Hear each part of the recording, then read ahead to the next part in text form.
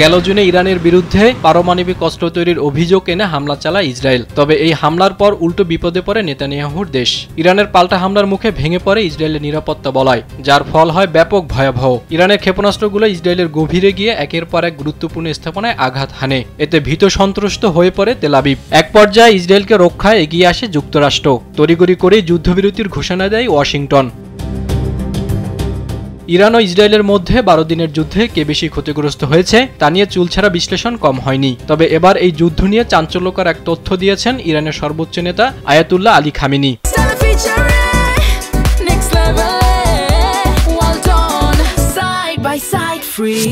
তিনি বলেন, এই যুদ্ধে আমেরিকা ও ইসরায়েলের পরিকল্পনা ব্যর্থ হয়েছে এবং তারা পুরোপুরি খালি হাতে ফিরে গেছে।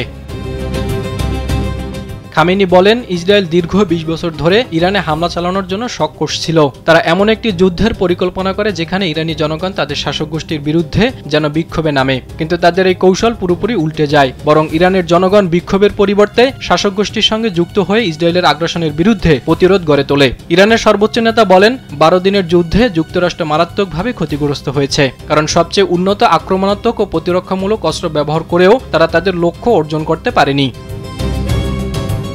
তবে খামেনি তার ভাষণে ইরানের ক্ষয়ক্ষতির কথাও অকপটে স্বীকার করেছেন। বলেন, যুদ্ধের স্বাভাবিক নিয়মে ইরানেও মূল্যবান জীবন হারিয়েছে।